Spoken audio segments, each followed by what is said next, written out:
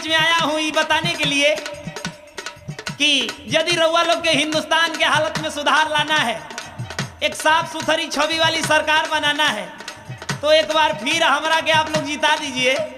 हम रउआ लोग से वादा करते हैं कि हम बहुत कुछ करके दिखा देंगे। ए नेताजी, हाँ बोलो। का करबा? अरे भाई तुमको मालूम नहीं है क्या? हमके मालूम ना, बतावा। बताएं? हाँ बतावा। श्रीमान ने आप लोग का वोट जो दी पाएंगे, समझ रही हो? हाँ हाँ समझ रहे हैं। श्रीमान ने आप लोग का वोट जो दी पाएंगे, केहू जो मन किया नहीं करके दिखाएंगे। अच्छा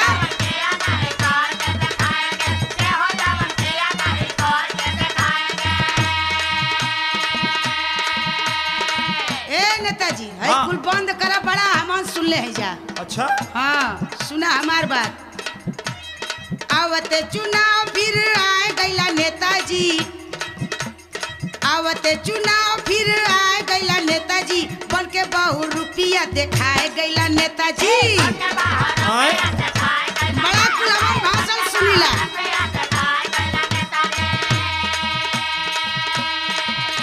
तो ये भाई हम नेता हैं, चुनाव में नहीं आएंगे तो का रोज ढाएंगे? हमको फालतू समझती है क्या? अरे अभी तुमको बताते हैं, हमारा बात सुनो। बक बक बोलो मत, विचार सुनो मोरा।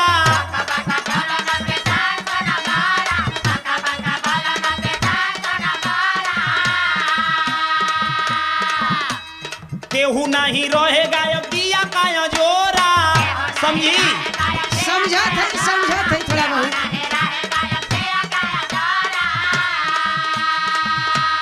बक बक बोलो मत, विचार सुनो मोरा।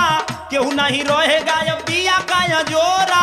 कोने कोने बिजुली का तार दौड़ाएंगे। अच्छा कोने कोने बिजुली का तार दौड़ाएंगे, केहू जवन किया नहीं करके दिखाएंगे।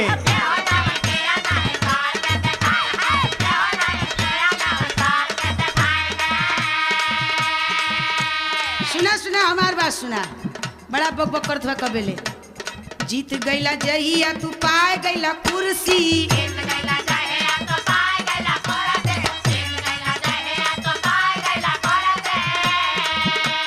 धोती कुर्ता ऊपर लहराए लेला जर्सी,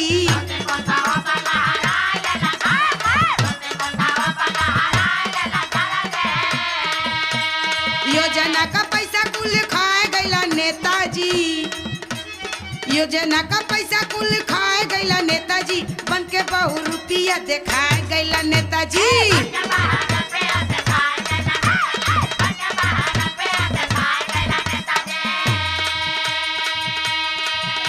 ए भाई लड़की पागल लगती है, इसका दिमाग ठीक नहीं है क्या? हम पागल लौकत हई? उल्टा सीधा इल्जाम हमारा पर लगाती हो। अरे तुमको पता नहीं है कि हम गांव गांव में ऐसी योजना चलाएंगे कि पूरे हिंदुस्तान की छवि बदल के रख देंगे, समझी? अच्छा सुनावा तब तो सुनी। फ्री में पढ़ाई होगी, फ्री में दवाई। तो बड़ा लोग वादा कइले हुआ।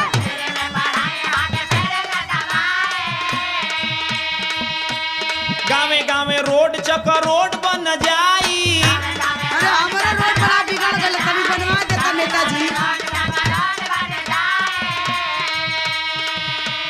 और सबसे बड़ा काम कौन करेंगे देखो हम बता रहे हैं। हाँ बताओ, जल्दी बतावा।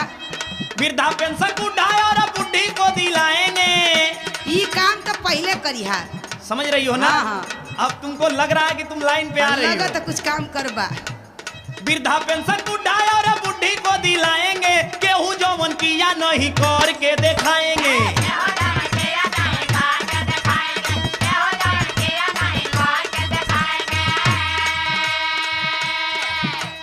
बुझे के ना बाकी है तोहार नवटंकी। इसमें नौटंकी का क्या बात है? सुना सुना बतावत हई। तोरे ही तन मितन का खुलल बाटे लटंकी, जितना कुल बात कुल तोहरे लोगन का बा। बोलना बंद करो, तुमको भी खोलवा देंगे। आ शहर शहर बंगला लिखाए लेला नेताजी, शहर शहर बंगला लिखाए बैला नेताजी, बन के बहु रुपया दिखाए गैला नेताजी।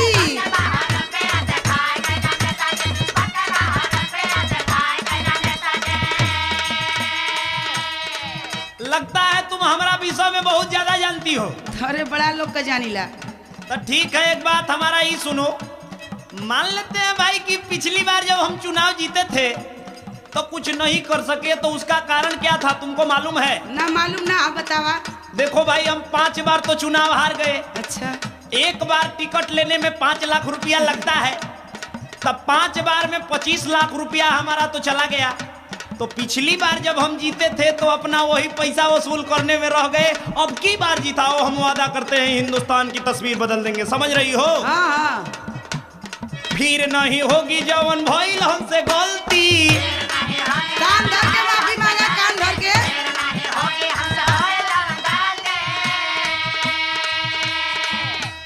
का करे सरकारें जब मार दिया पलटी, हमरा कोनो दोष नहीं है।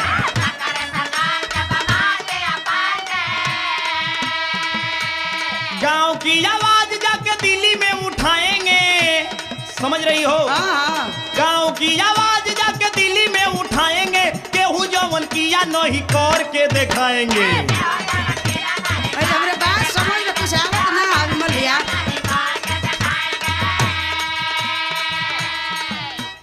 पेट में पैठ देला छुरिया चलाई,